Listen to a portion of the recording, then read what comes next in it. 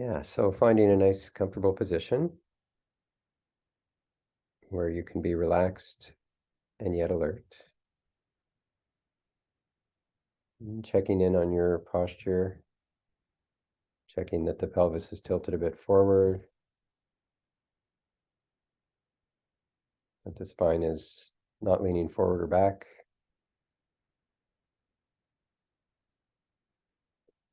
The chest is open, and then stretching up and allowing the body to soften, to settle in to whatever extent it wants.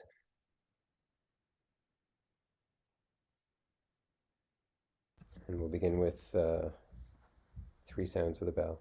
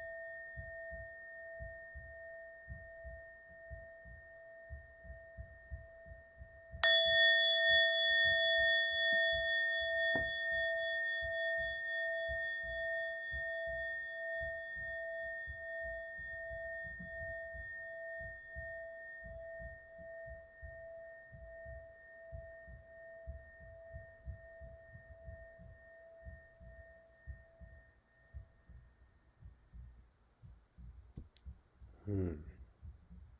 And allowing the attention to sink deeply into the body and welcoming whatever's here. Being aware of sensation throughout the body.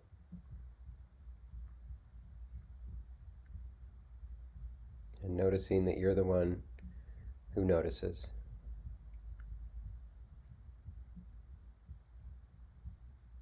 You're the witness.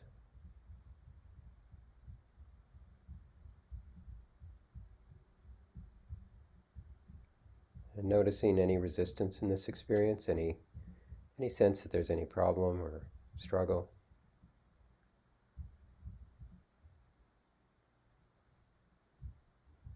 Any wanting things to be different than they are or needing to figure anything out.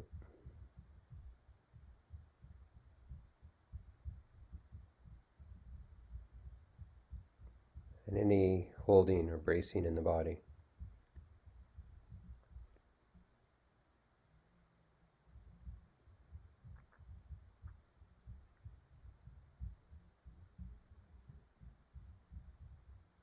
So whatever is here in the body, just doing your best to let it in, to allow yourself to fully experience whatever's here.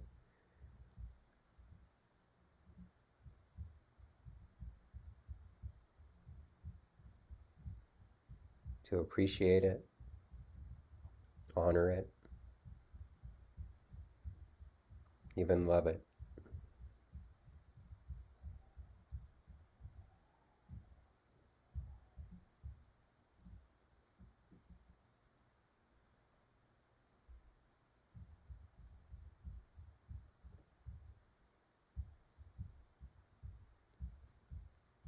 And becoming aware of the movement of your body with the breath, aware of when you're breathing in and when you're breathing out.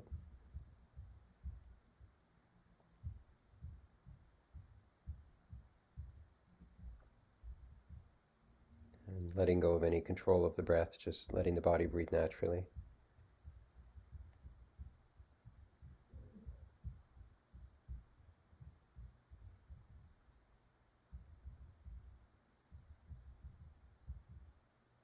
Continuing to monitor for any resistance, and when you notice any, then doing your best to drop any effort to resist. And loving it all, just riding the waves of the breath.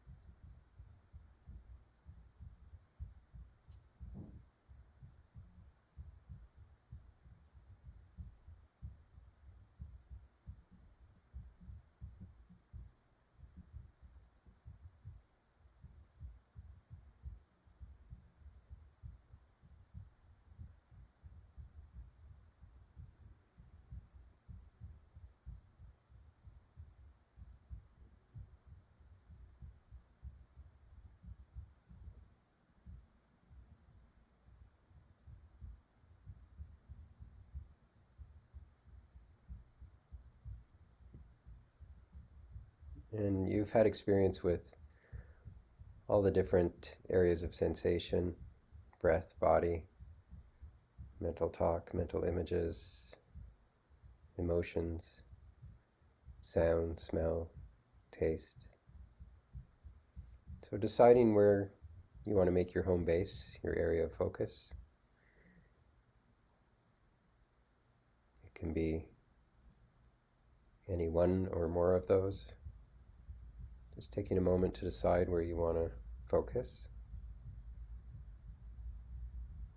And if it's breath or body, you can focus in one part of the body or an area of the body, whatever you want, whole body.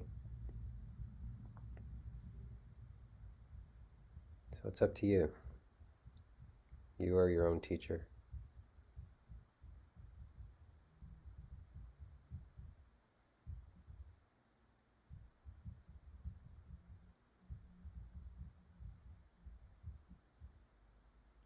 And once you've decided, do your best to stick to the area of focus.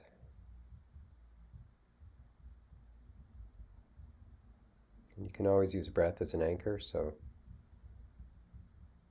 for example, you could be focused on mental talk, but still be aware of when you're breathing in and when you're breathing out.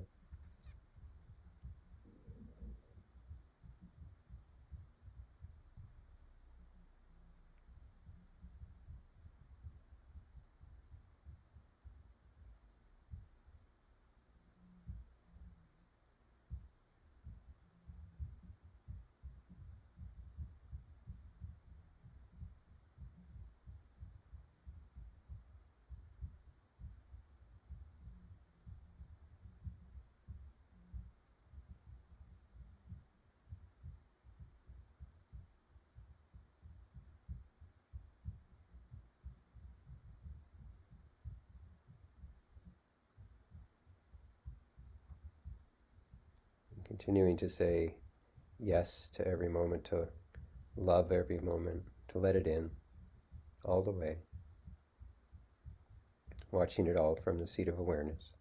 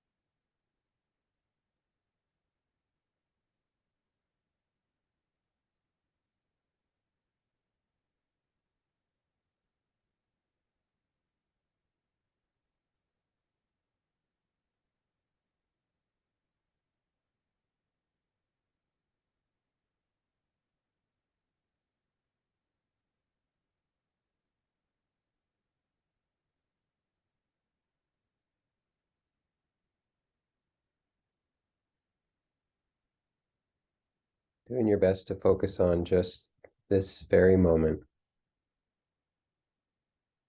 not trying to change anything. It's only now. There is only now.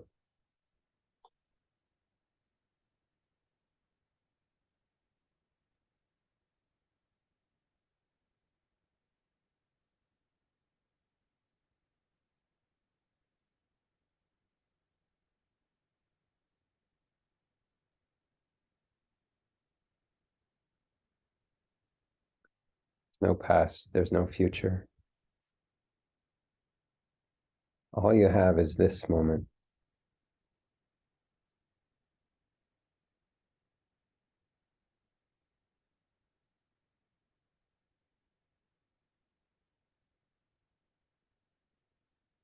So take it in, love it.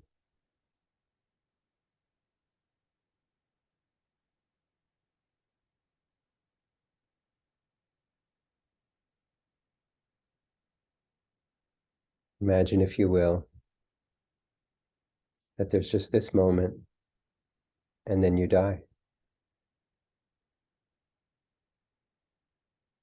There's just this in breath, just this out breath,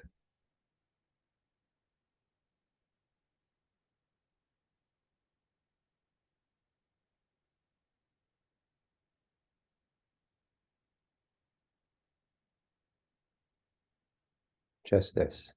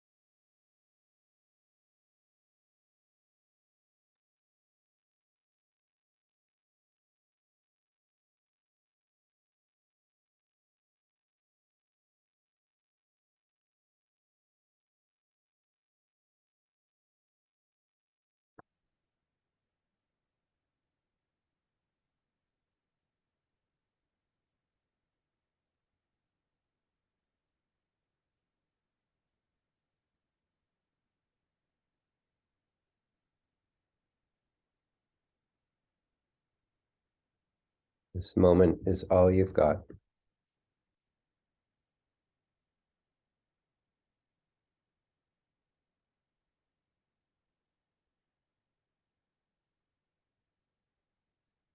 Just this.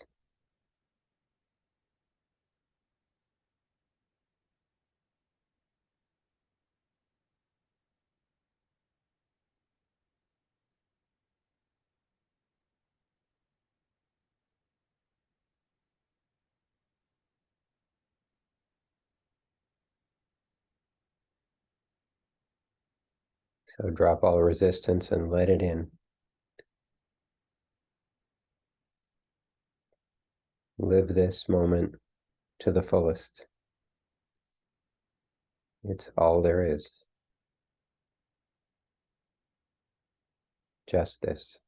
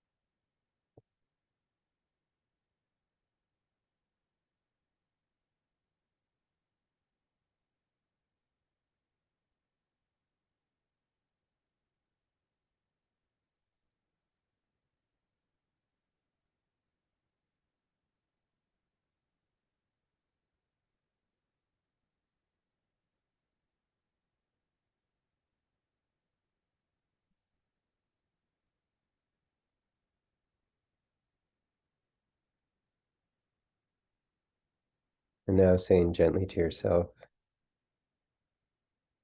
may this practice bring peace and happiness to me.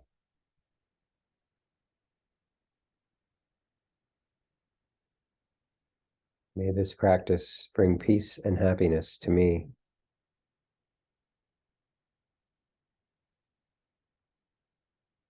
And to all those I come in contact with.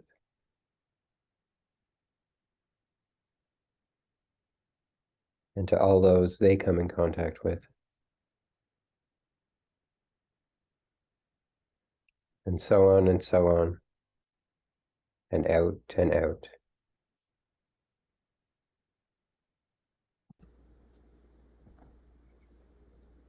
And with the sound of the bell, we'll bring this meditation to an end.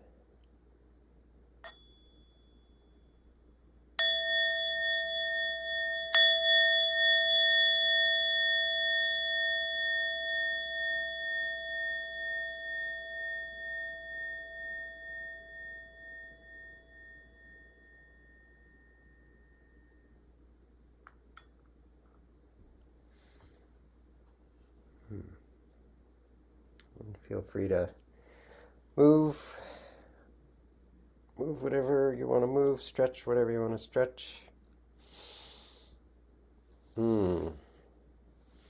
Bring some love to your body. Um, so who wants to share about that experience?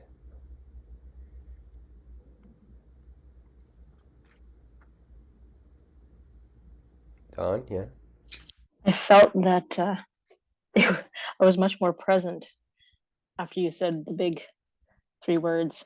Um, that's it. This is all you got. And I was like, okay, well, might as well be here then. Yeah. Yeah.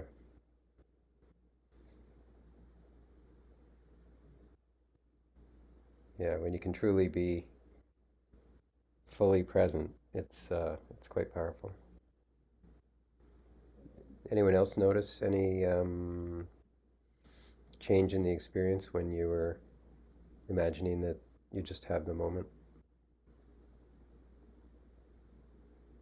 and then you die?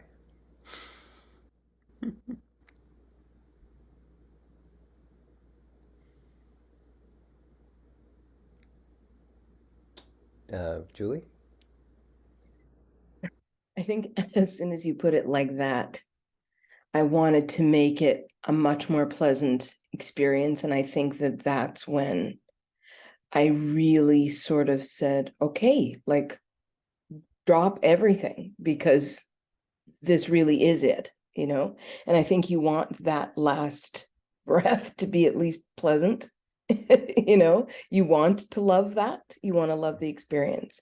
So yeah, I think yeah, it brings urgency to that to that request. So what did you notice when you did that? My breath was deeper and slower. I think I actually was sort of more intentional about feeling it coming in and feeling it going out in my body. I tend to anchor to my breath anyway when I do this. So I noticed that it was sort of more full and trying to sort of feel every second of it. Hmm. So was there actually did it seem like there was more sensation?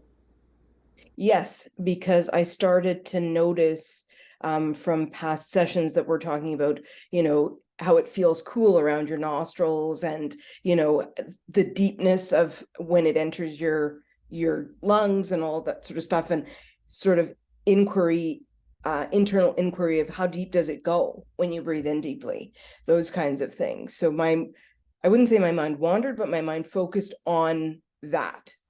Hmm. And Yeah. was there a change in the like pleasantness, unpleasantness of the moment? No, because I think I set my intention on just feeling it and loving it. Hmm. So just experiencing all of it and taking that in as love, you know? Hmm. Yeah. Yeah. Yeah, I got this practice from when I was at Plum Village a while ago, and we were doing walking meditation, and the monk who was leading it, he said, practice taking a step and then you die. And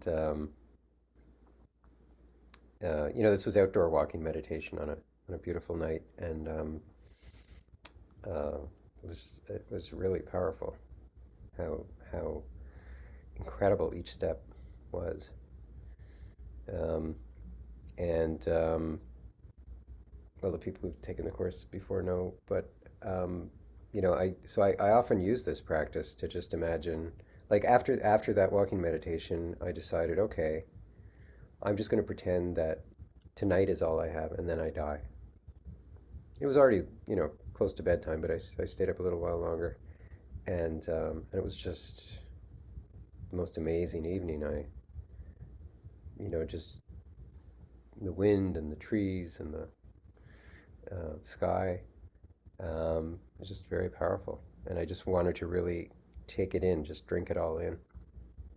And uh, I often tell us, like, I found that if I'm doing something and it's unpleasant, especially like, I'm out in bad weather. Like at one time, I was biking in bad weather, and it was raining and cold, and I had like a half an hour bike ride ahead of me, and I was not enjoying myself. And I just said, okay, let me just imagine that this bike ride is all I have, and then I die. And that just completely turned it around. I was like, if this bike ride is all I have, then I just want to feel it. I just want to, experience it. And so the rest of the ride home was just, I just felt the body exerting itself, and the wetness and the cold, and the the the scene, and um, it was amazing. So that's actually going to be part. I want to tell the story because I want to make this part of the home practice of just, at some point, when you notice that you're not enjoying something, telling yourself, this is all I got. That's all I got. Like I'm washing the dishes and I'm not enjoying washing the dishes. So now I wash the dishes and then I die. And just noticing if that changes the experience of washing the dishes or whatever it is you're doing. So, um, so I just wanted to explain that. Um, so, home practice review. Um, a- any what did you notice in the week of home practice? Um, we had the not knowing meditation. We had the non-containment is peace talk about accepting the disturbance isn't enough. You should honor it, worship it. We had moments of center consciousness and small stuff, and then the captain of your ship practice, perhaps with something new or continuing from the first week. And then setting a strong intention not to give away your happiness, to dwell happily in the present moment. So, what came up during the week with your home practice?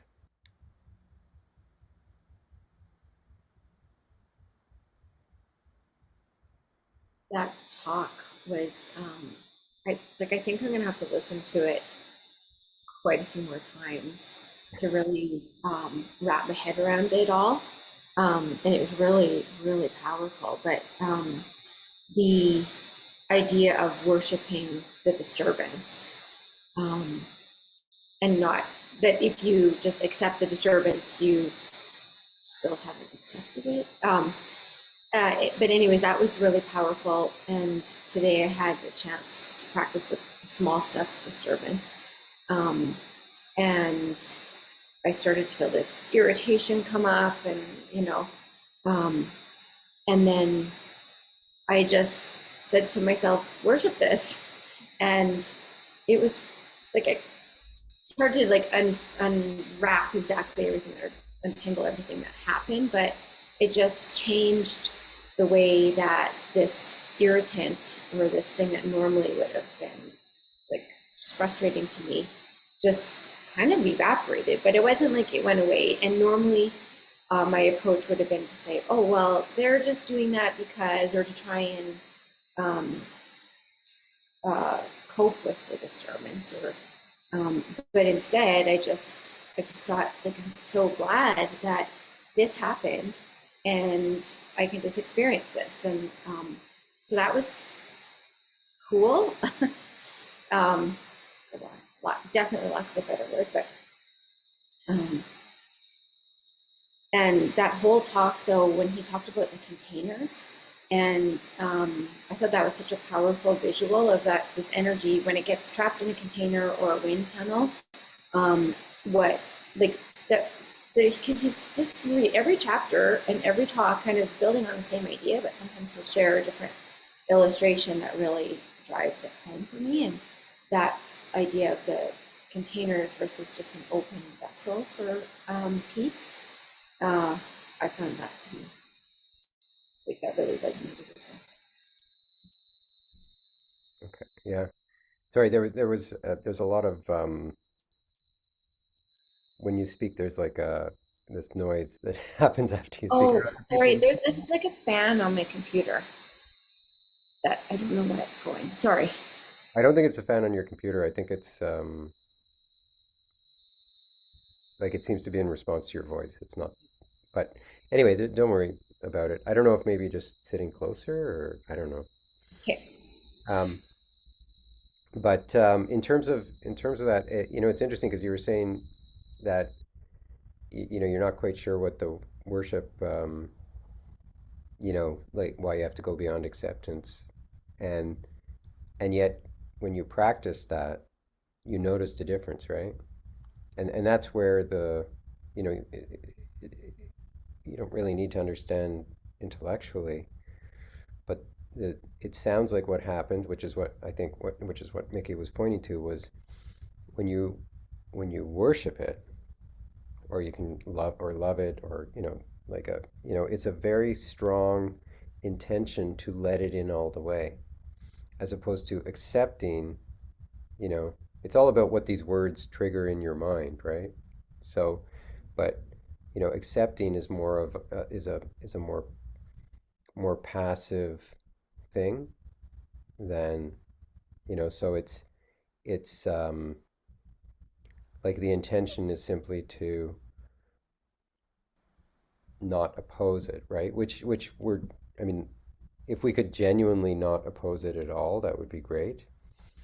But it shows that, you know, not only not opposing it, but even wanting, you know, uh, wanting to feel it, or wanting to let it in, um, and loving it. When if you're worshiping it, you're loving it, right? You're um, you're seeing it as something very good, right? So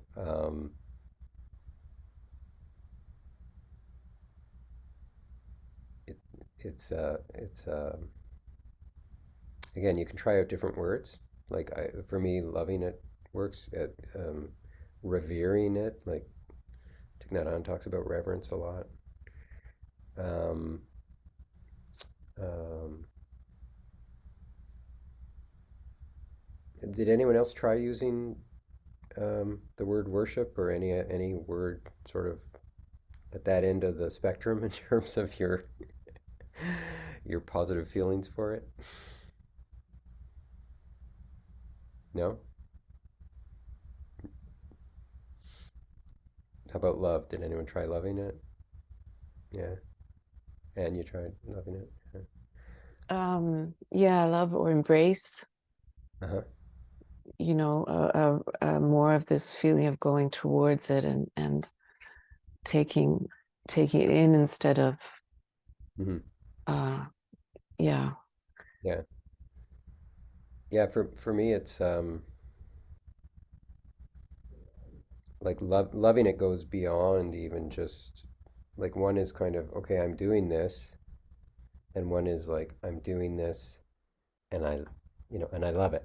I'm doing this and this is what I want more than anything is to let it in.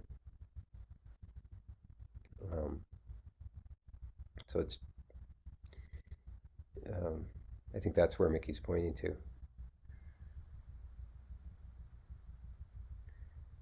Um, and I think the only now thing, that just this, take a breath and then I die or whatever it is.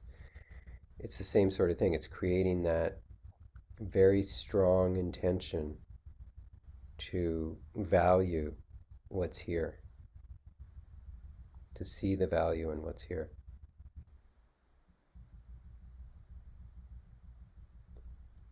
Um, Yeah, I'm thinking that because sometimes I've done that just to imagine, oh, wherever I am, that this is as if it's the last day, and then you meet whoever you meet, it's with a whole different intention, awareness. But I was thinking, sitting quietly with the breath is so ethereal, like it, or so we don't really know, as Julie, as you were saying, what happens inside, so it's more kind of being aware of, again, it comes in, what you feel. So the perception anyway is different than if I'm moving. And anyway, that I found that's interesting, right? To be this other awareness of the breath. mhm. Yeah, and I mean the breath. I mean it's ethereal, but it's also quite um, like the sensations are quite. I don't know if tangible is the right word, but like they're not unknown. They're there, right? They're not mysterious. They're just there. Um, it's when the mind starts getting into it that it's like, oh, I don't know where these are coming from. I wonder how this works, right? But when it's just the sensing, it's it's just, yep, there's that sense. You can. It's these pretty kind of in your face sensations. Um, yeah, and Antonella, just before we get to you, I just want to check in with you, Shannon.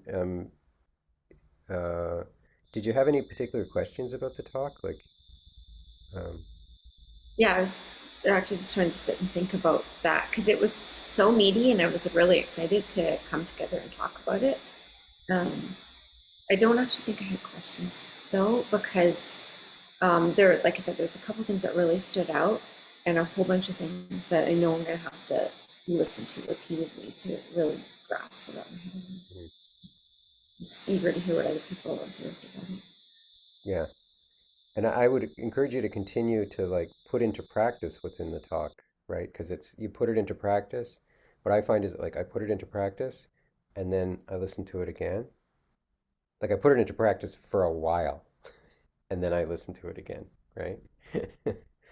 Um, uh, and you know, because it's always it's only when I put some things into practice that I can really understand them, you know, because it's not about the intellectual understanding. It's about how does this help me, to release my samskaras and ultimately to enjoy my life. Everything should be seen in the light of how does this help me to enjoy my life and reduce my suffering, right? Um, yes. So is that good, Shannon? Yeah. Okay, great. Antonella?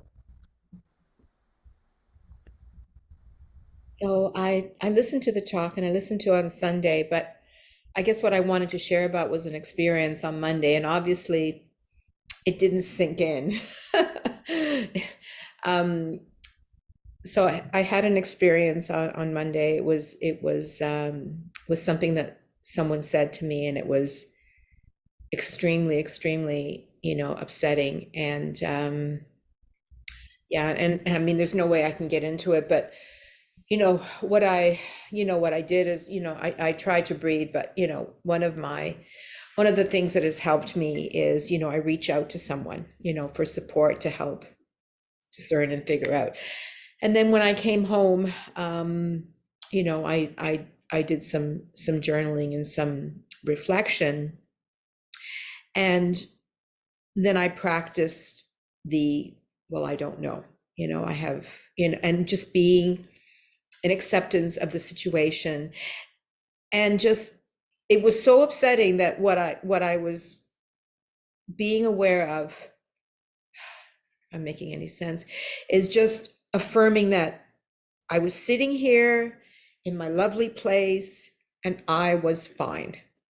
That I was fine, that, there was no harm coming to me, that, you know, obviously what was said, triggered some scars. So, the journaling, did help me to see that. But, as I'm sitting here, I'm thinking, how come in that moment I wasn't able to, to do something to avoid that? Because it was pretty bad. To avoid what? To avoid the feeling that way? The discomfort, or to be able to, in that moment, speak up or defend myself, or, even say to the person, what you're saying is not being, I thought it in my head to say, what you're saying is not being very helpful, but it wouldn't come out of my mouth. Yeah. Well, I mean, the interesting thing that I notice is that what you just told me is a story of a disturbance came up and I did everything in my power to make it go away. I tried this, I tried that, I tried this, I tried that. Does that sound about right?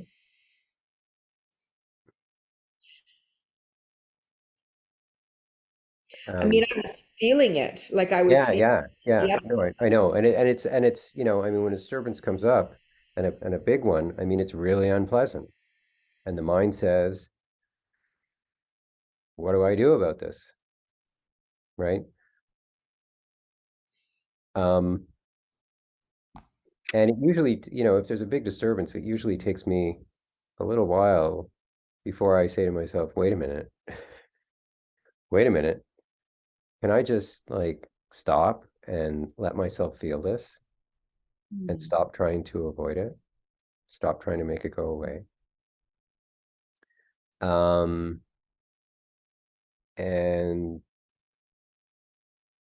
I'm not saying to sit with it until it goes away or anything like that, because, but it's just like, as soon as you notice this sense of struggle, you know, this wanting things to be different, this needing to figure it out.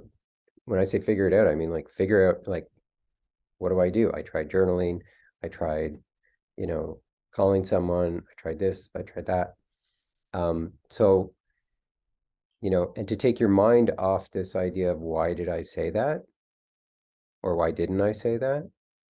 Or how did I get in this situation? Because that's all outer.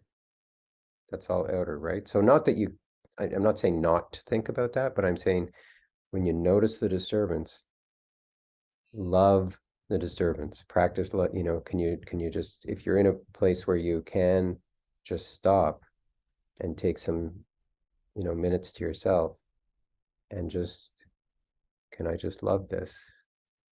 Can I just, can I just handle this? Can I just let myself feel this? I don't need to make it go away. In fact, I don't want it to go. I want this samskara to release. So the way to do that is to stop defending against it.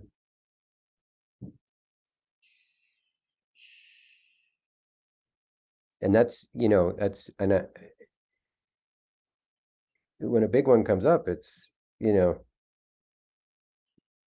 generally our mindfulness just isn't there because the power of the disturbance is greater than the power of our awareness, right? So, but it's it's um it's a wonderful story of of trying to avoid feeling the disturbance. It's, it's a great learning. It's a great learning. When that happens to me, because that happens to me, when that happens to me, I'm like, wow, that was, you know, it's just hilarious, frankly, that it keeps happening. Um, um, that's actually the big turning point in my practice was when I started laughing at this stuff. Mm. Um, you know, what are you feeling now or thinking? Well, I was able to let this person know that, what they said was hurtful, and they actually did apologize Uh-huh. and, you know, yeah. I guess what was I feeling when you asked me?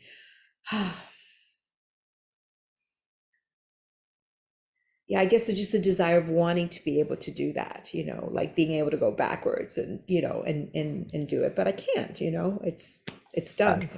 no, now it's like, can I feel this sense of, you know, regret, or I don't know what it is exactly that you're feeling right now. Can you name it? Mm.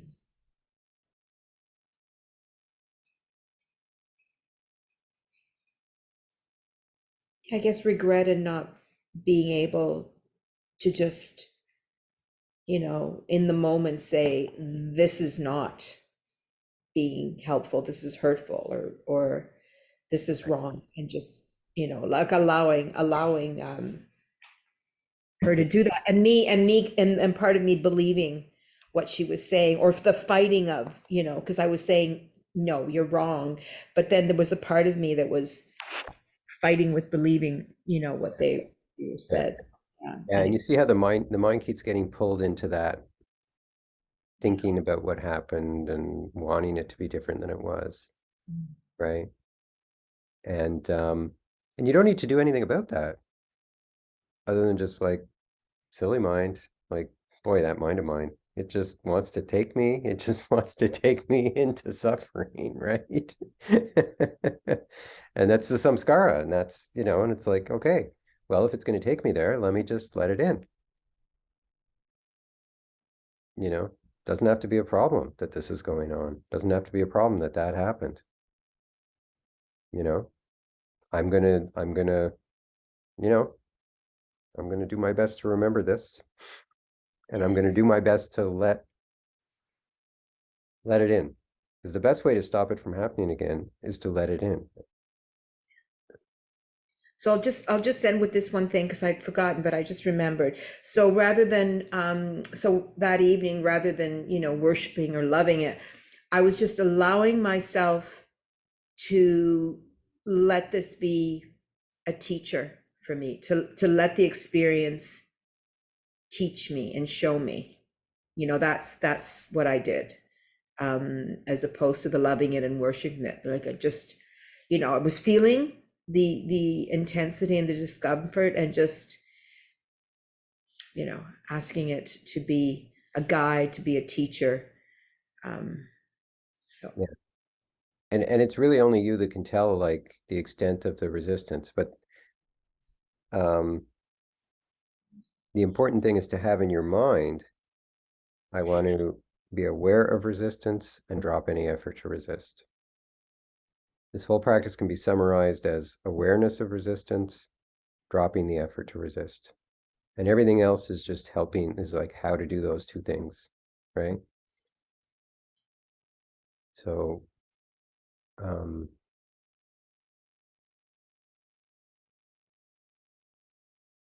only you know whether that was really, what was guiding you in the moment, or whether it was more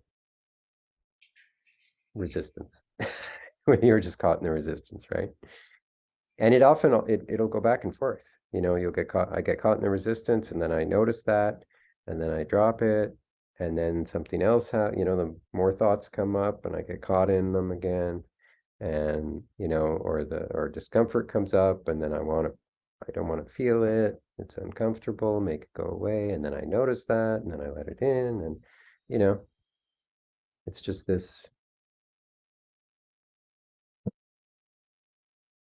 unfolding, this back and forth sometimes. Thank you. Yeah.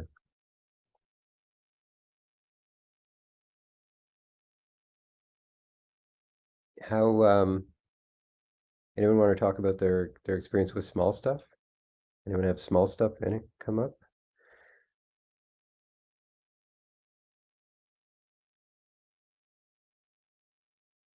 No, because you definitely want to keep working with the small stuff. That's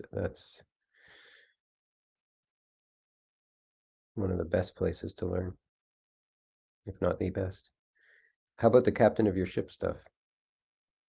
I'm finding with small stuff that it's hard to remember after but I guess because I'm letting it go. Maybe that's what, like, I'm not recording it. So I mean, is there still any disturbance? yeah. Okay. And then, yeah, so then I relax and I lean back. And then I keep kind of sort of coming to this place and then I'm done. So I don't know what else there is. Maybe Uh, there's nothing. hmm. Only you know. And really, But the only way then, to know is that the next time the same thing happens, there is no disturbance. yeah, but yeah, and the disturbance is often very low level too, like if I'm doing bells of mindfulness, then when the bell goes off, I notice, oh, yeah, I'm resisting something. I don't know what it is. I'm tense. Yeah. I'm usually just working. There's like nothing going on. I'm alone in my office or my study working, and I'm tense. Yeah. Well, that is most people's background, kind of just base level experience. Mhm. This sense of unsatisfactoriness or lack or unease. Um, And the idea is just keep noticing that. yeah, You and not resisting it. Not what's that? resisting Not and not resist. resisting feeling it. Yeah. I think maybe a lot of the time I'm just unconscious. So maybe it's hard to know whether I'm resisting because I'm unconscious of it until I'm reminded by the bell. Yeah, that's why we do the bell. Yeah. Yeah, yeah. Mm. And again, I mean, we all have, I mean, you got to do your work, you got to do whatever. So it's not like you can just sit there and focus on it all day long, nor do you need to, but it's just to keep building this capacity to be aware and be aware of resistance in particular and drop the resistance and, really open to the moment, love the moment, you know. I mean, if you can love every moment, that's pretty fantastic. Life is fantastic when you can love every moment. Um, if you can love 50% of the moments, life is fantastic.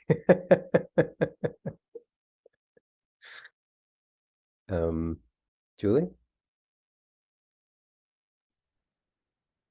I had a question about, I actually had a question for Antonella about her situation, but I'll just ask it. At first, to me, it felt like she,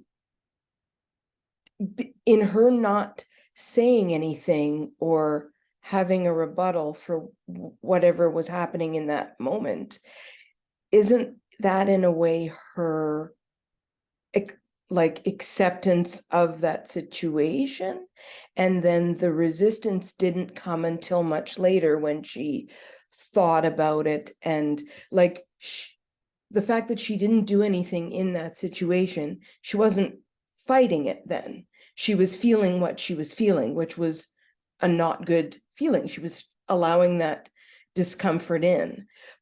But then was it the fact that she didn't then take that feeling of discomfort and say, I'm just going to lean into it and love it? Was it the fact that she was thinking about how this person was incorrect in what they were saying that was the resistance? Is that what the resistance was for her? Because in thinking of the fact that she came to the realization that that samskara was being released for her, she leaned into that feeling. And so isn't that what you want?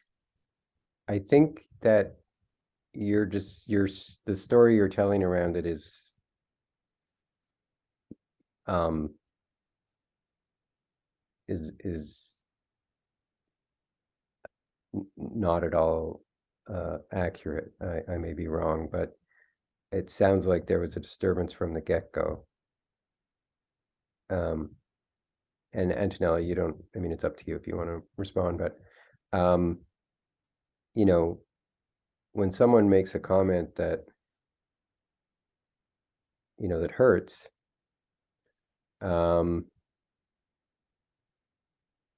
and you don't say anything, that doesn't mean that you let it all the way in. It just means that, you know, you know, it just means you didn't say anything. But she said she thought about it. So yeah, if it the was only reason you me and I think about thought it, about it, isn't that letting it in? well, the fact that you're still thinking about it sometime afterwards means you Yeah. didn't let it all the way through. Otherwise, you wouldn't even be thinking about it. So, and the fact that it was bothering Antonella for a while meant that, you know, there was obviously resistance there when it initially happened. Otherwise, it wouldn't be bothering anymore. It would just go through. And so, you know, the key discernment that we're trying to cultivate is the difference between doing something in order to calm it versus stopping doing things to defend against it. So it's you know, it's a very different perspective. You know, basically just about everything, just about all the practices out there are meant to calm as opposed to let it in. Okay. So if you let it in, it will be a very sort of it will automatically be a very fast process of you let it in. And I think this is always what catches me is, how long does this take when I let this in? Somewhere between nothing and infinite time. See that that's really difficult, because then how do you know that You wasn't don't. just her infinite You time don't. and she's still You don't. You never, you only know sometime down the road when something similar happens and it doesn't bother you anymore. That's when you know. okay. So You all, you would have to wait for it to come up again to see how you dealt with it in that moment. um, uh, okay. So there's two different things. One is, you know, how did I practice with that? And two is what was the result?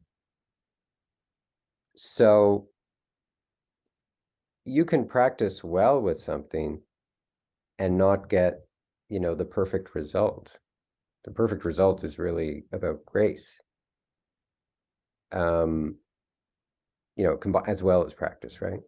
Mhm. But so, and it also depends what went on there. So, did this hit a samskara, or was this just uh, an experience that by its nature is unpleasant, right? There are, like Mickey talks about the rattlesnake and the butterfly. The rattlesnake coming across a rattlesnake rattling away is by its nature going to bring up fear. Doesn't mean you had a samskara, right? Right. But if you did have a samskara, and depending on the size and depth of it, if you will, um, it's not it's not necessarily going to just completely release. Um, and when we're talking about not resisting, it's not a binary. It's how much resistance. So we're trying to, instead of resisting it with all our might, drop that effort to resist and maybe just resist it a little bit.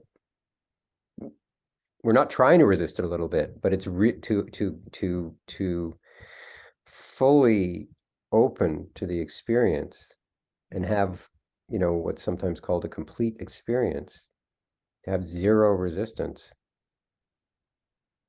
Like that's, if you actually do that, you'll have like a spiritual experience. I mean, that's rare. Or yeah, I mean, it's rare for those of us for whom it's rare, which is most of us, right? So, um, um, to say, well, did I resist it or not? It's not a binary. It's how much did I resist it? Did I manage to drop my resistance? Okay. Yeah, Yeah, by a significant amount, that it will get less and less and less over time. yeah, This is the yeah, point. Okay. yeah, Okay, perfect. Perfect. yeah. Thank you. And as you work with it more, I mean, you can tell in the moment when resistance drops. You know, I mean, I can tell. I mean, you have to have some experience with it. Um, but I can easily tell because it's obvious when I have the intent, when I'm like, oh, wait a minute, I'm struggling against this. I'm trying to change this experience. Let me stop that. Let me just love it and really have this, cultivate this strong intention to let it in, to drop any defending. I know when I've done that, that's obvious, right? Because I'm the one who's doing it. I'm the one who's intending it. And so if I'm successful in remembering that and going through the motions of dropping the resistance, then I'm like, good job. It's kind of irrelevant, um, how much the resistance actually dropped, Right. because a lot of that is just grace. Okay. And I don't know. I mean, I don't know, what's going, like, how yeah, what the samskara looks like and all that. Mm. So, like understanding the psychology and all that sort of stuff, it's helpful. It can be helpful, right? I'm not saying not to do that, but I'm saying in the moment in which you notice that there's a struggle, focus on dropping the struggle. Okay. In whatever amount that you're able to in that time. Yeah. Okay, that makes total sense. Thank you. Yeah. And for however long you feel like doing it. There's no, Right. there's no Okay. magical like time frame. Thank you. I could really see how that could have been a spiritual experience for me. I really get that. Thank you. Thank Yeah. you. Anne? Yeah, just quickly, because Antoniella, when you were talking about what you experienced, I had a similar things this week. And one was, it's again just words, because we don't live in a world where we're physically, most of us, but it's by words that I think we can, afflict others. And one was by text. So I had a little bit of distance there.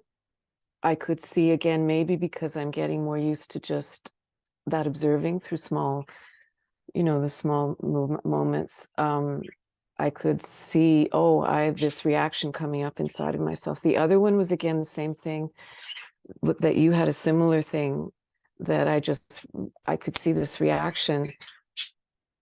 And that's where my question is, thinking, okay, I need to let go of this, that I need to say but this is what I think, like this is my, my place here. And I have to, is that important? And I'm beginning to think, no, it's more important than how I am inside with myself. Not that I have a retort or a reply, or that I'm, to another person in the moment. Yeah. And Yeah, yeah. yeah. And the most important thing is to just like be kind to yourself, be compassionate to yourself, you know? In the moment, for whatever reason, you take an action or you don't take an action, and then later on you're like, oh, why didn't I do this? Why didn't I do that? You didn't, and it's not a problem, you know? And if you want to take steps to heal the relationship, great, great, you know? If you want to, clear the air in a constructive way, great, you know? We don't have to, you know, like I find with me, like I do that. And I mean, like, oh, do I have the right motive? And am I, and should I do this? Should I not do this? And it's like, stop it. Just, just, just, just, you know, check in. Do I have a reasonably good intention? Okay, then do it. Or not.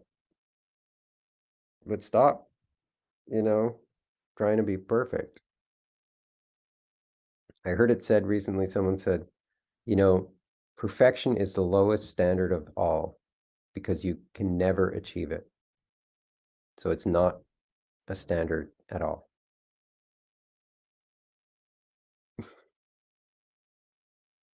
You know, I like that. Blast that perfection standard just right out of the water. Once more. Hmm? Can you say that once more? Perfection is the lowest standard of all because it's Okay. impossible to be perfect.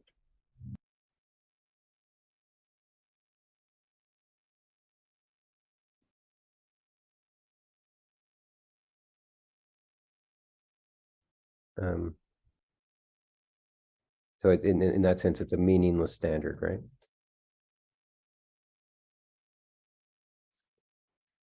Okay. Should we go on to anyone have anything else they want to share about the home practice? Okay. Um, so working with the heart, chapter 28. So I like how he starts, just be grateful that you have a heart. It's a wonderful thing to have. Imagine life without a heart. You'd be like a robot. Um, and he talks about, that the problem is not the emotion, it's just being able to handle the emotion, right? And that's exactly what we've talked about all, what we've talked about till now is this, I had this emotion and it was a problem and I did these things to try and make it go away, right? And handling it means it's not a problem. I can let myself experience it. I don't need to worry about it. I can just let myself experience it. I don't have to do anything about it, right? So that's what he means by handle it.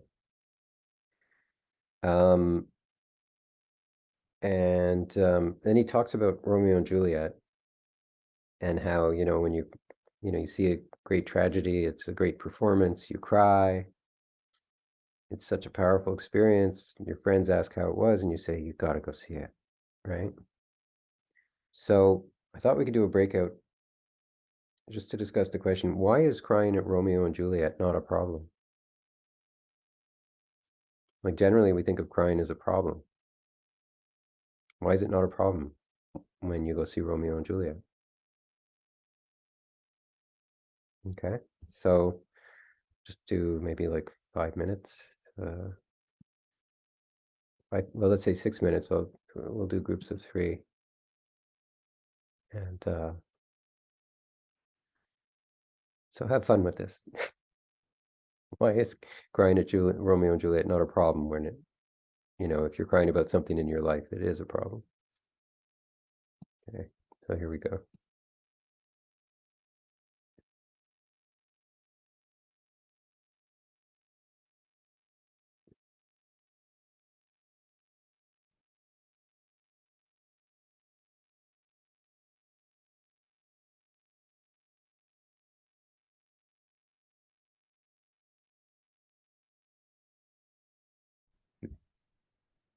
Okay, there we go. So any thoughts on why crying at Romeo and Juliet is not a problem? Well, in our group, Melinda had a great, I'll just pass it over to Melinda. It was about permission, right? When you go to a theater, you go to the movies or whatever. Anyway, Melinda? I was just saying, like, I just feel like there's a conditioned permission Mhm. in certain situations that if you need to cry here, that's okay.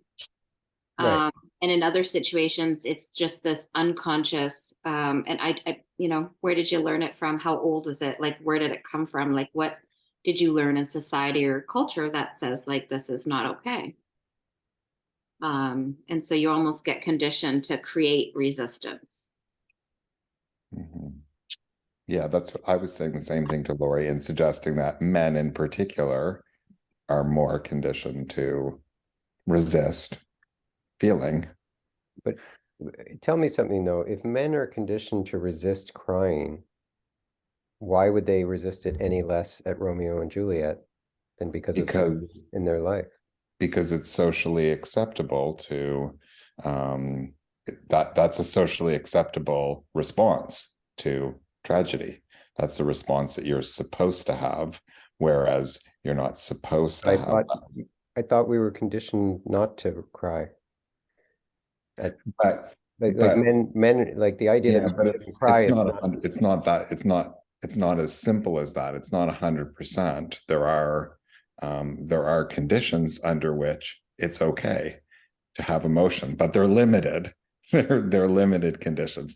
And if you're educated, then like art is one of them that's licensed. So John Wayne would cry at Romeo and Juliet? Yeah, I don't think John Wayne would cry anywhere.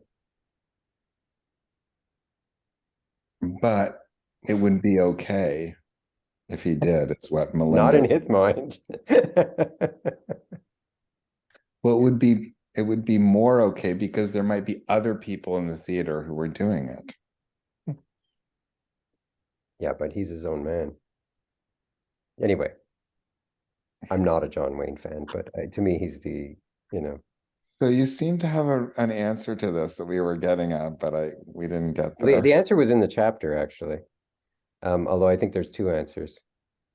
At least Mickey's answered, and we may not agree with Mickey's answer. We may, you know, but what he's saying, I think these all come down to the same, to what he's saying. You're just giving reasons why. What he's saying is that we, at Romeo and Juliet, we let ourselves feel it.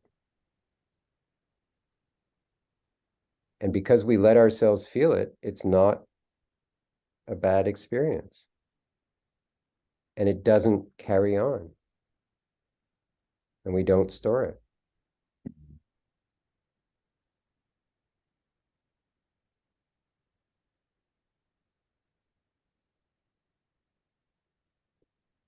Hmm.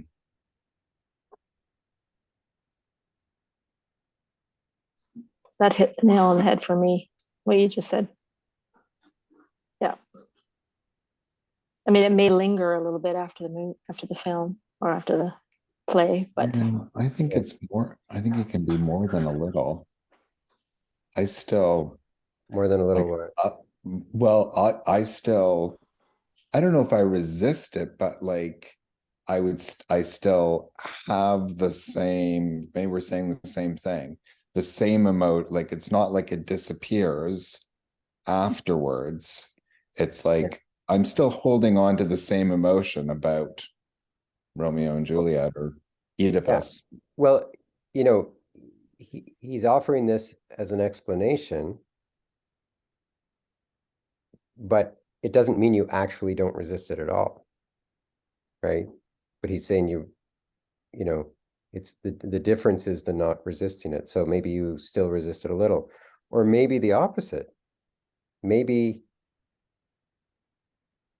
you enjoyed it so much that you cling and form a positive samskara and want to relive it.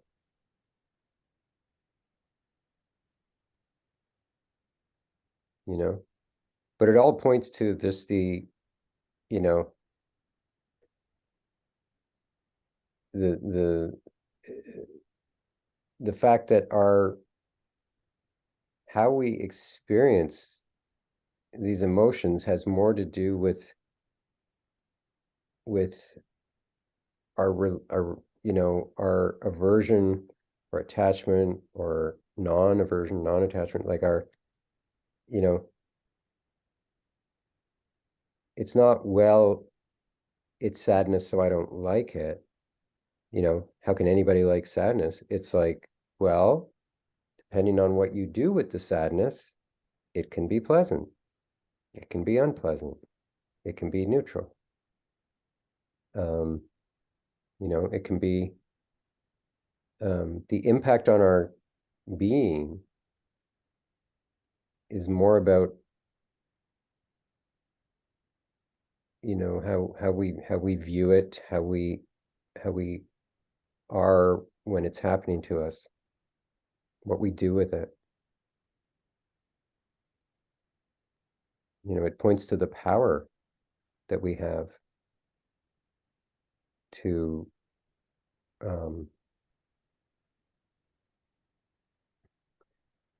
you know, for the experience to cause suffering or not, pleasure or not, be stored or not. So is that the mind? Yeah. Yeah, no, I just kind of checking there. Yeah. Yeah. Well, because the resistance, I mean, mind and body is somewhat a false dichotomy, but you know, generally the resistance comes from our model, which is a mental thing,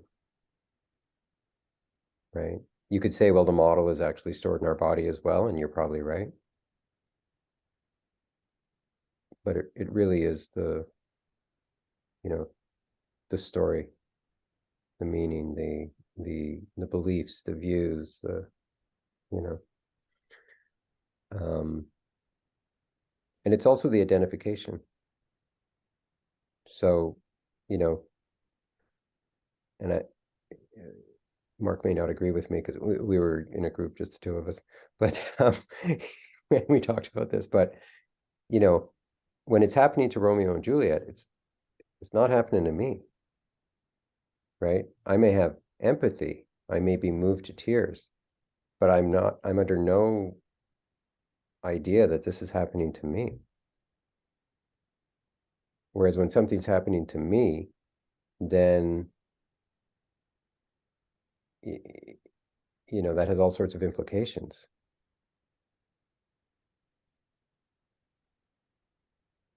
But is it also Well- that it's a story that it's not like something that I'm reading in the news that just happened yesterday?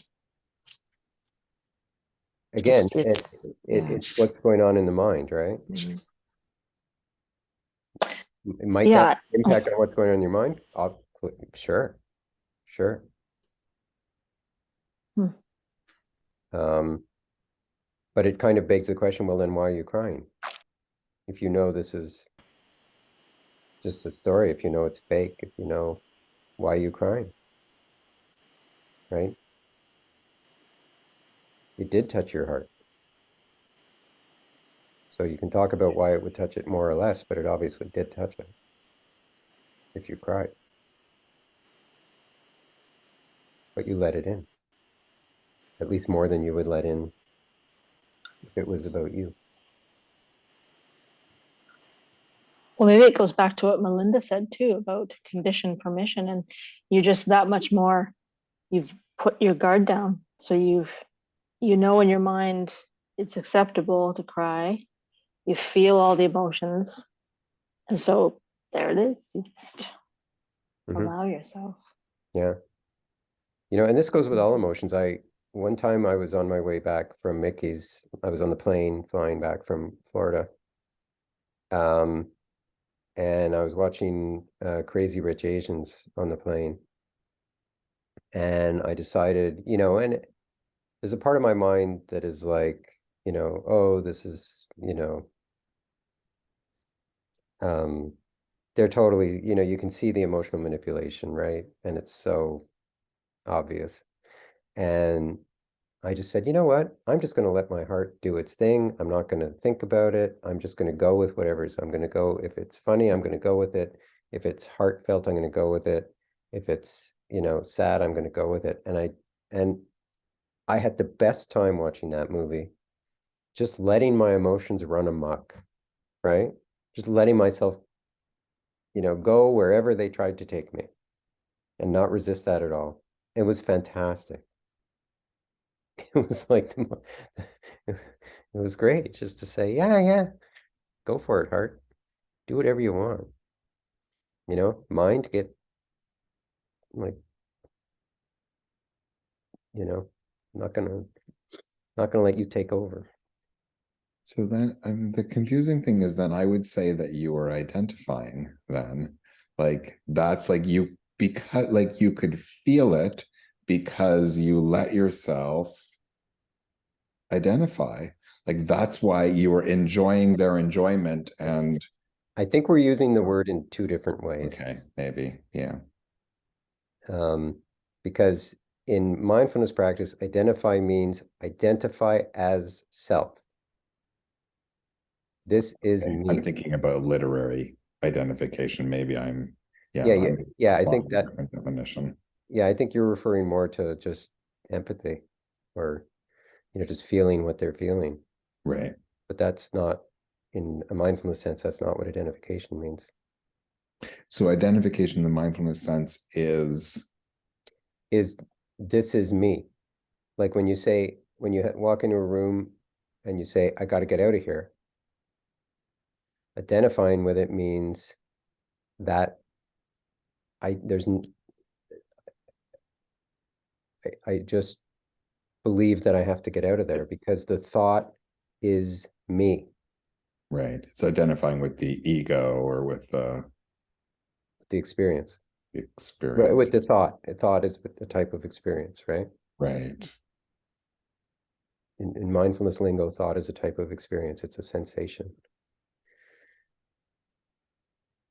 sensation, experience are synonyms, as opposed to the experience, the one who experiences, or the thing that experiences. Yeah. Right? Which is why we ask both. You know, you can sometimes you can say who am I, or you can say what am I, or what is it, because you know, is it a who or a what? Anyway, yeah. So let's keep going because we're it's 1:45. Oh, this is a really cool conversation. I mean, I love this conversation. It's really interesting because I think this question goes to the heart of the practice. Yeah.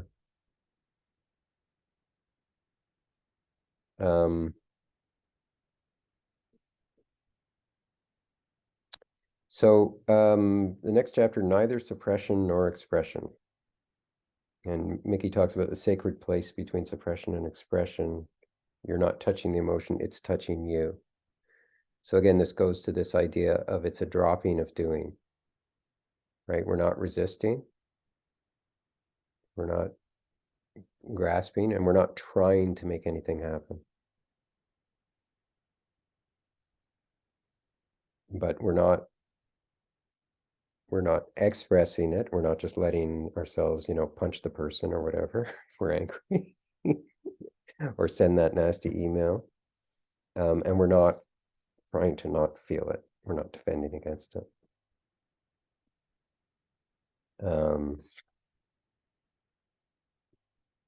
So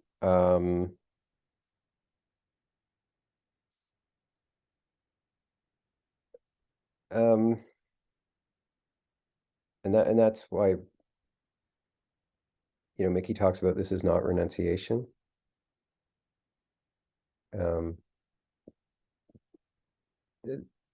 I found this concept kind of difficult at the beginning, that it's, you know, that we're not, you know, on the one hand, Mickey says, you know, focus on the inner, you don't need any of this outer stuff to be happy. And on the other, he says you don't have to renounce any of the outer stuff. So does that make sense to folks? Dawn? Now, this is an interesting one because I've thought about this one for a long time, years. And I feel like, tell me if anybody agrees with this.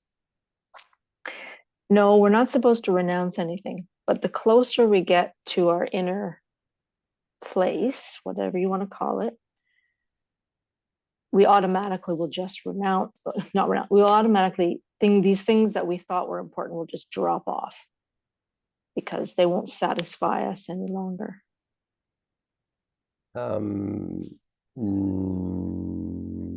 Like, for example, somebody who's really into cars, No. or somebody, and I know he always uses these Yeah. economic examples, which don't always reach everybody. They don't reach me, because I feel like those things are not important in my life. But there's other things that I know I find important that I probably could live without them if I'm being truly honest, you know, or totally Right. transparent about it. What he's saying is that so I think what you're saying does happen to a certain extent.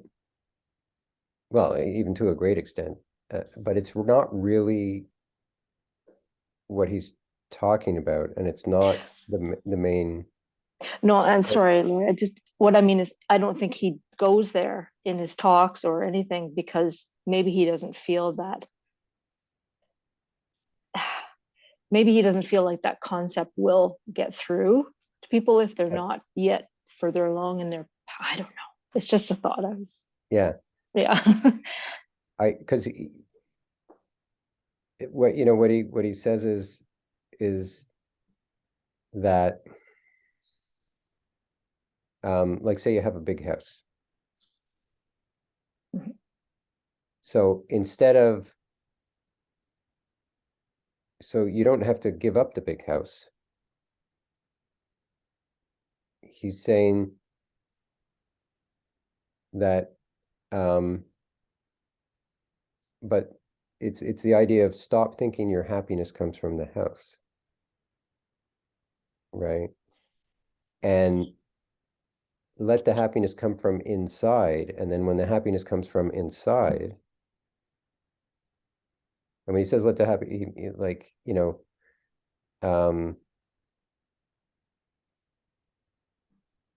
if you think, well, say you have a big house, but you're worried about losing it. So he says, the solution is not to renounce the house. The solution is to let yourself feel the worry. Don't resist the worry. Right? Now, But he's not saying to hold on to the house either. He's not saying not to sell the house, maybe if you're in over your head or whatever financially. But he's saying that don't think that the cause of your problems is the outer stuff, and that renouncing the outer stuff is going to fix your inner problems. Because the only way to fix your inner problems is to stop resisting feeling whatever's going on. And then when you're more clear, you can decide what to do in the outer world. But the other thing he says is when you have no need for anything in the outer world anymore, other than, surviving, like food and shelter and that sort of stuff. When you have no need for the to get any, any psychological needs met by the outside world, you will be so filled with love and enthusiasm that you will want to do stuff in the outside world, because the outside world is delightful, because you love talking to people, and you love doing this, and you love doing that. You love doing everything.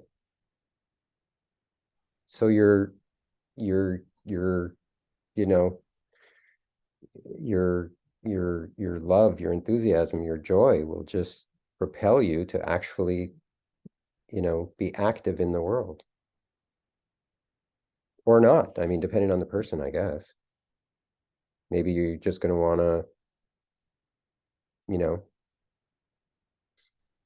putter around your garden all day long and be perfectly happy, you know. But you're gonna, and whatever you're gonna do, you're just gonna, you know, you're not just gonna be like sitting there in this indifferent state with your eyes closed, lying in bed all day long.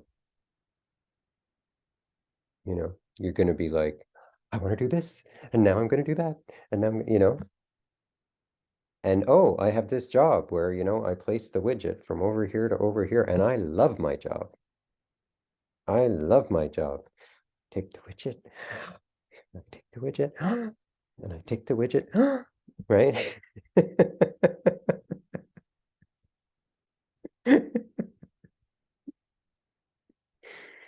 So, you know,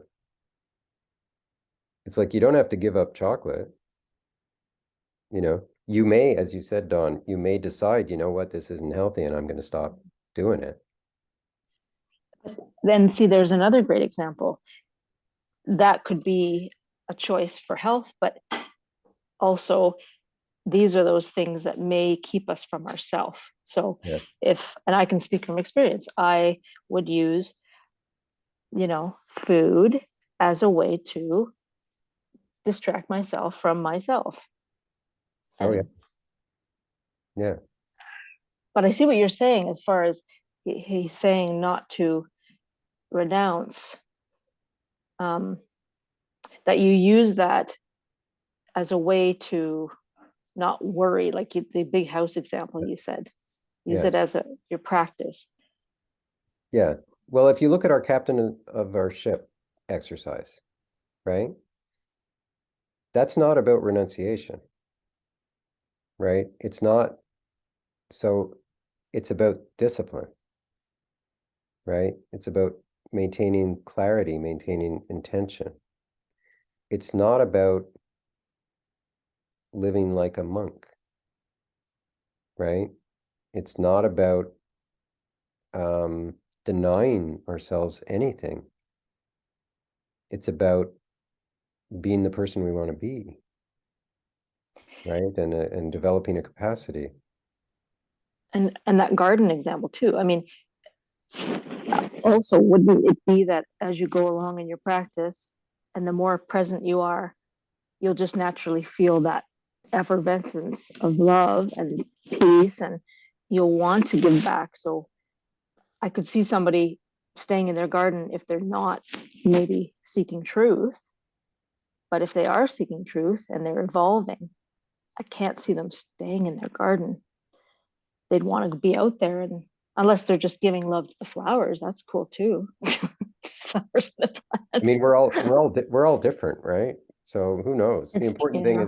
is just that um um it's like see where your suffering comes from. If you think your suffering comes from the fact that you don't have a big house, or if you think your suffering comes from um uh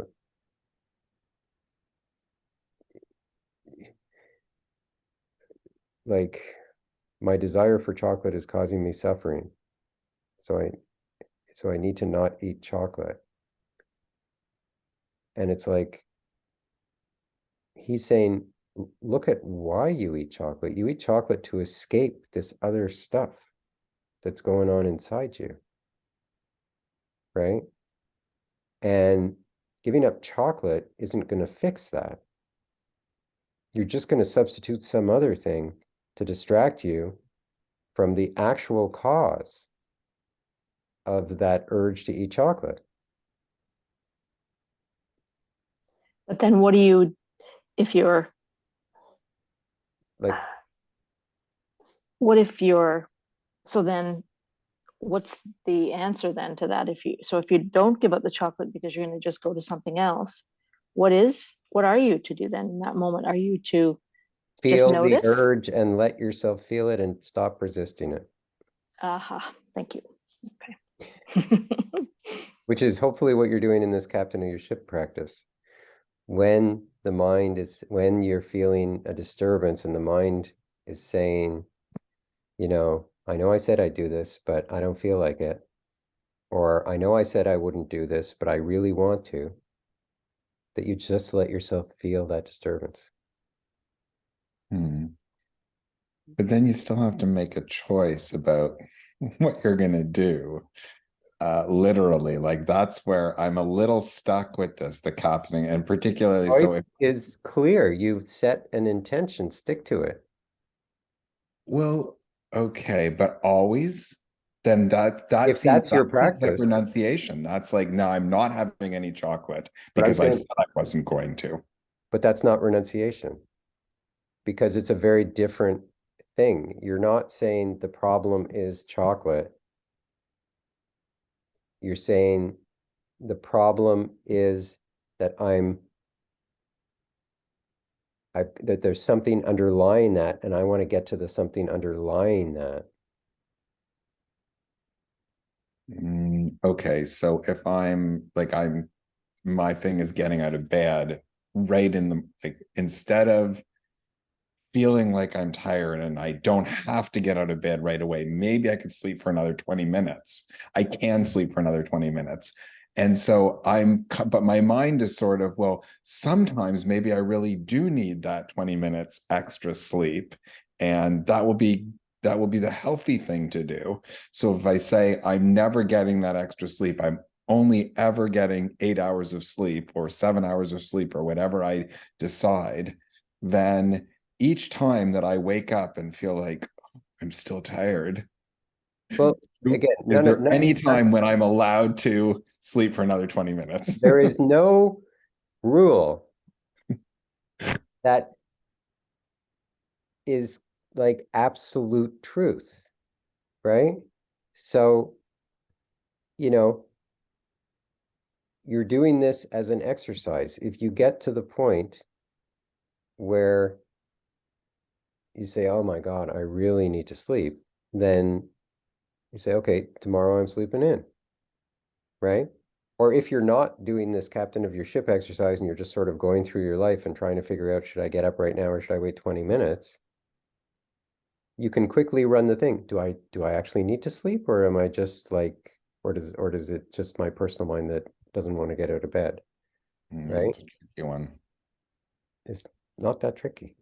I'm really The tired. default is the personal mind. Yeah. Default is always the personal mind, right?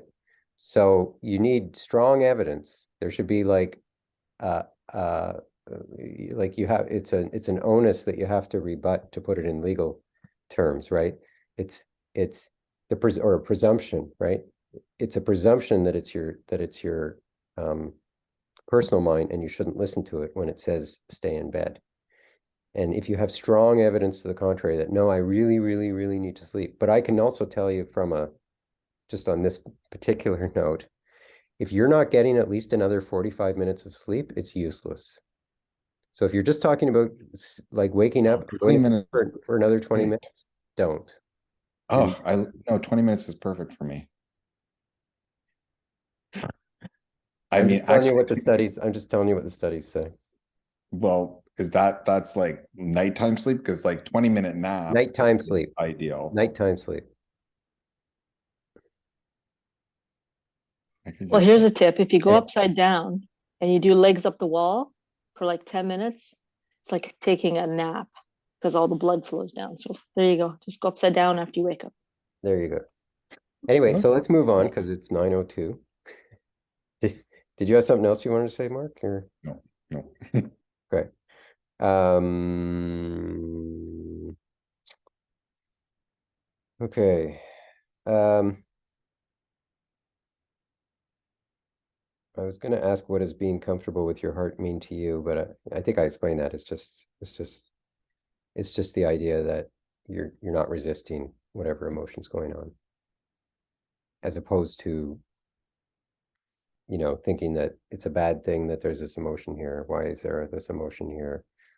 You know, not dun, dun, dun, dun. Dealing with blocked energies, chapter 35. So, I mean, this is really just saying that because we have these samskaras, we feel like he uses the metaphor of drown, we feel like we're drowning, so we'll grab onto anything, right? So, I mean, it's just like we talked about with like grabbing for the chocolate, right? You're just grabbing for something to make you feel better. It's not about the chocolate, right? So it's like, stop thinking that the problem is your urge to eat chocolate. The problem is what's causing the urge. And the solution is let yourself feel it. Stop resisting it. Stop trying to distract yourself from it. So it's the personal mind saying, don't. Otherwise, you're going to keep yourself away from what you need to work on. Right? But you're saying, no, don't get into that. Talky. Just feel what you feel when you don't allow yourself. The Right? main thing is that when you feel the urge to eat the chocolate, if this is your thing, if this is your pattern, when you feel the urge to eat the chocolate, number one, recognize, oh, this is a samskara. I have been triggered, right? Okay, what do? I notice resistance. I drop any effort to resist. I relax, release, and notice. I notice that I'm the one who's aware. I notice the particulars of the resistance. I drop any effort to resist. I do my best to love or worship the sensation, to be here in this moment. This is the only moment, is now. And I just let myself experience this wonderful moment.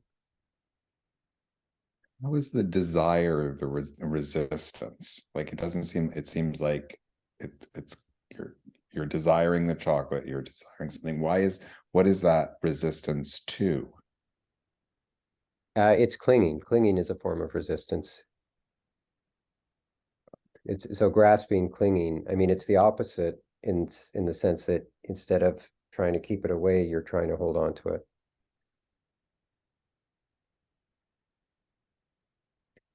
But you don't have the chocolate yet. You're trying Right? to hold on to what?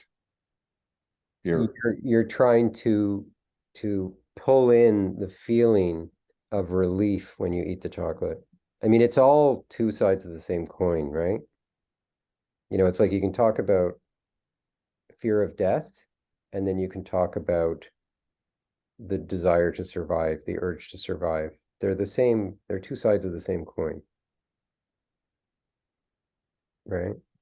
But I mean, you know, like classically, Mickey talks about like, you know, you have this experience of the sunset, and then you go back the next day wanting the same experience, right? But it never is.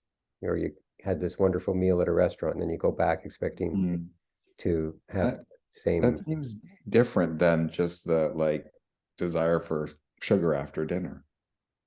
That doesn't seem like the same thing. Like it's an impulse that seems different.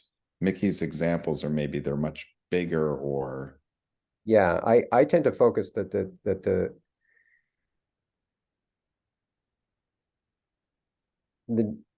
you know what, if you can maybe think about it this way.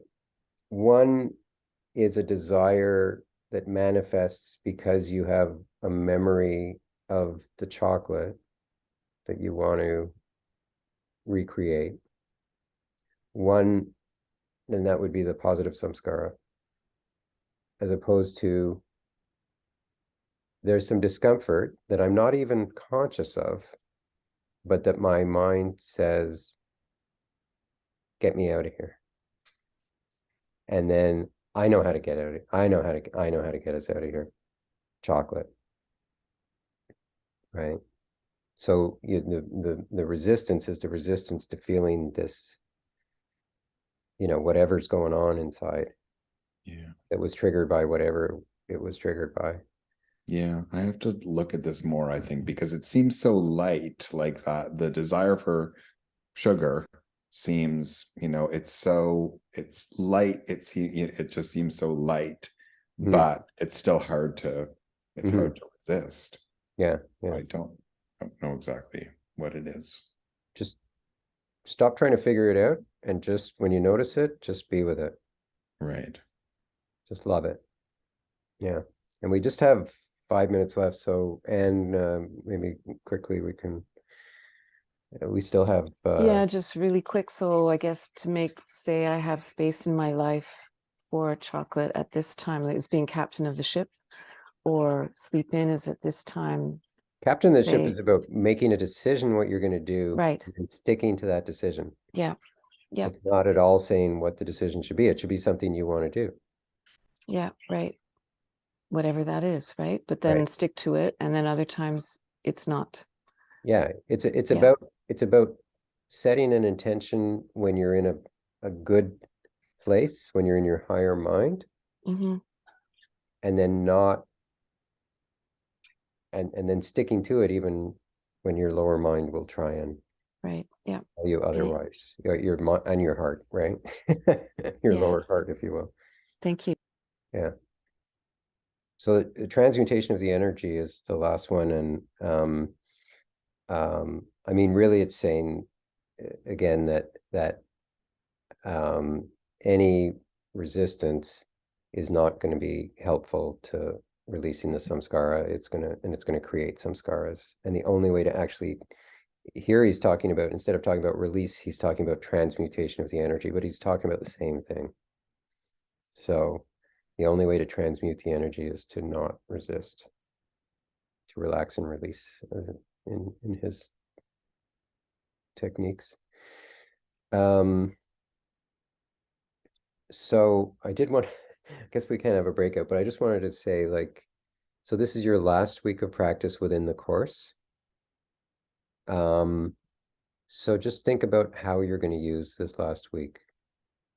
You know, what it's your last time to practice and then come back with questions.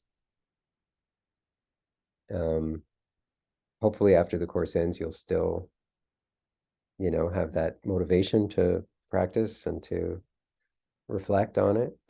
And I will still, like, I do a monthly gathering for past participants, and I'm always available to, you know, to email me. So, or even to talk if you wanted to talk. But you know, for most people, this last week of practice is precious. So, in at least in hindsight, so try and see it that way in foresight. Or It can be the last week and then you die. That just using yeah, the no, that's perfect. Yeah, way of thinking about you it. have 1 week, then you die. What else is in the home practice? So the last thing I'll ever do, which is that, you know, when you notice you're not enjoying an activity, to just imagine it's the last thing you'll ever do, and see what effect that has. So it's like, it's such an easy thing to do, and it's powerful. So I would highly encourage you to try that. And that's it. Time is at 9:13. Ooh.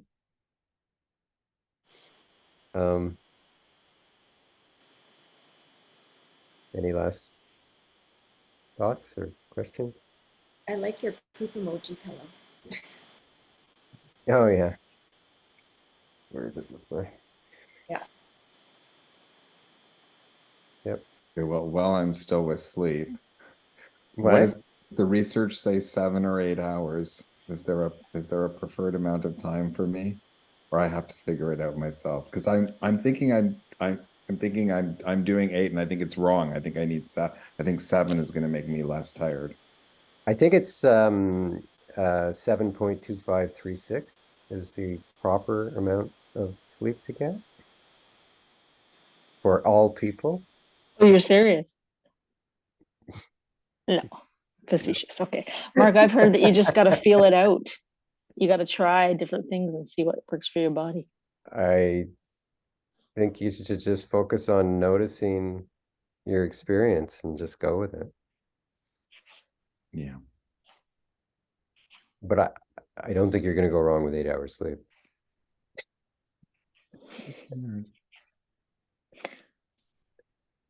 It's Anyway, been such a great group.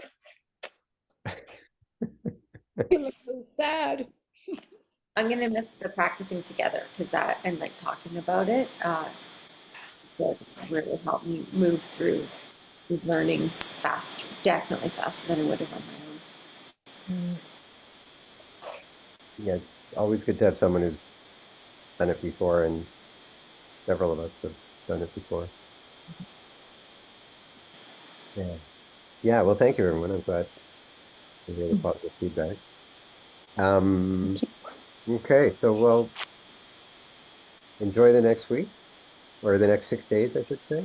And hopefully I'll see you on Tuesday. Thanks, Lori. Thanks, everyone. Thank you. Have a good week. Night. Everyone. Bye.